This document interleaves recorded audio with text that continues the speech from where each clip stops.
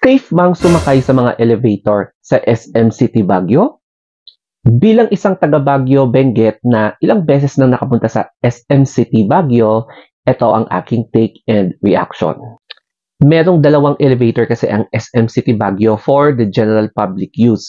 Yung una is nakalocate sa may atrium, yung circle na yan. So makikita nyo siguro yan yung elevator na mismo. Yan yung mas older. And then, nung ginawa or nire-renovate yung in-expand yung SM, meron isa pang naidagdag na elevator connecting yung sa main building hanggang sa parking or entrance facing towards the University of the Cordilleras. Pero recently, naglabas kasi ng statement ng SM City Baguio dahil nagkaroon ng insidente sa kanilang elevator. Isa sa mga elevator na kung saan yung elevator na yon ay utility elevator at hindi yung mga pinakita kong elevator na ginagamit for the general public. Ang pagkakaintindi ko, yung elevator na tinutukoy ay yung utility elevator, hindi yung sinasakyan ng general public katulad nito at yung isa pang elevator papunta sa parking area kung saan nagkaroon ng insidente involving a certain employee. Yun nga lang, marami pa rin ang nag-aakala na itong mga elevator na to, yung pinakita kong dalawa, na doon nangyari yung insidente pero hindi. Pero disclaimer na hindi ko po kilala any of the two parties, yung the SM management and yung side ng biktima.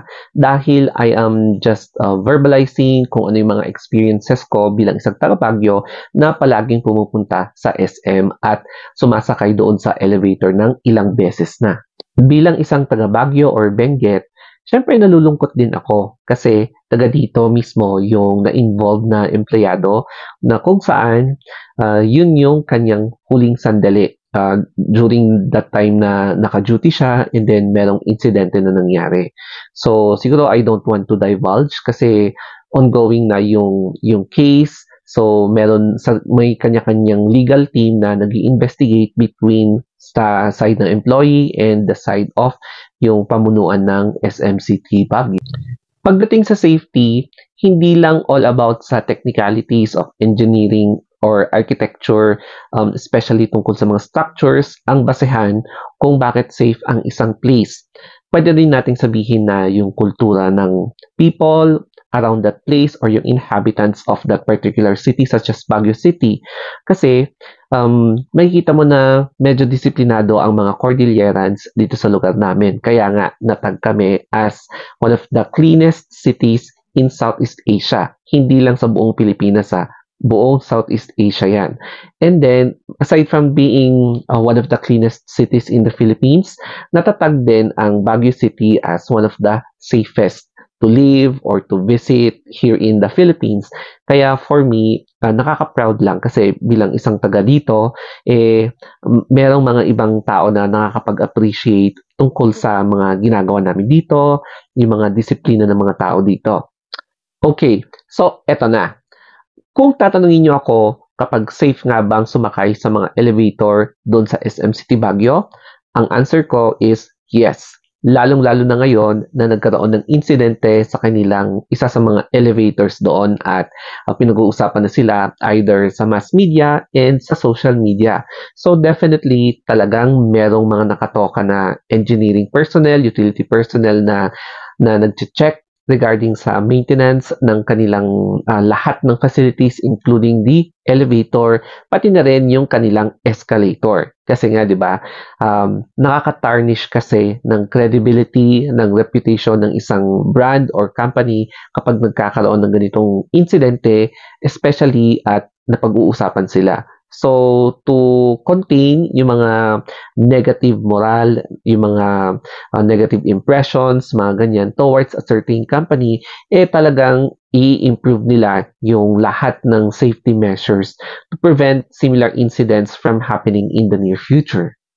However, on the side of the affected na employee or former employee, it is very saddening. It's because this is an unfortunate incident talaga na hindi naman natin talaga inaasahan at walang may gusto na mangyari. And syempre, there are negative implications about this matter na nag-generate talaga ng negative impressions to the general public. Kaya hindi mo talaga may iwasan na meron talagang hatred, merong mga negativities surrounding this incident. And I truly hope na sana magkaroon sila ng magaling na mag-represent sa kanila, especially if this case will be raised or i-accelerate nila talaga ito or i-push through court proceedings. It's because it will take time, money, effort talaga kapag ganitong labor code related issues talaga ang pinag-uusapan. And I do really hope na ma-solve nila itong issue na to over time para naman magkaroon ng benefits between the two involved parties. Pagdating naman sa escalator, so pati escalator nadamay na rin, no? During that time kasi, kung bakit nilalakad namin yan ay kasagsagan ng bagyo or Typhoon Christine.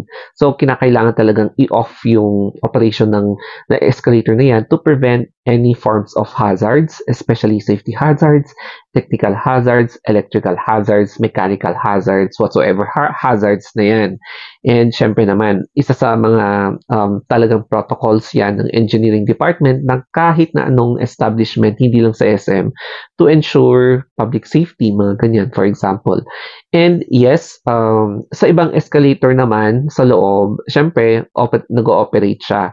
And ilang beses na rin akong palakad-lakad sa escalator whenever I am in that establishment. And even sa mga ibang malls or whatsoever around Baguio. So yes, yung mga maintenance naman is siguro mas doble nilang ini-inspection kasi nga involved na dito yung general public. That's why konting aberya lang talaga is magkakaroon talaga yan ng panic, ng negative impact towards the branding of a certain establishment such as SM. Pagdating naman sa negative elements of the law na nakakapasok doon, wala naman akong na-experience such as na pickpocket or na hold up, mga ganon, or na assault, mga ganyan. Pasalamat ako sa Diyos, wala akong na-experience nung pumunta ako or every time na nandun ako sa SM. So it is generally safe kasi sa entrance pa lang at exit, visible yung mga security na personnel doon. And hindi rin naman natin na maiiwasan na may mga nakakalusot na negative elements na i-report. And I am sure na nasa-solve yan ng mga security forces natin if ever. So, hindi rin naman natin may iwasan na may mga nakakalusot. But then, generally, I feel safe. Safe naman ako. Pero yun nga lang kasi, yung recent na nangyari involving a certain employee is nakakalungkot lang talaga. So, I hope talaga na ma-resolve. And yes, inuulit ko ulit to. It's because, syempre, magkakaroon talaga yan ng negative impact to the public. But anyway, this is my experience while going to SM. So, my final verdict is, safe ako kapag sumasakay ako ng doon sa elevator sa SM and pati na rin sa escalator, and I also feel safe habang nandun ako sa loob kasi hindi ka kinakabahan against mga negative elements of the law. Kaya follow nyo na lang ako sa ating Instagram, The Story of Anthony, and syempre pa rin sa YT, FB, TikTok, Twitter, Threads. Okay, so thank you and sana nag-enjoy kayo sa ating journey dito sa SM City Baguio. Okay, so always stay safe and always think positive.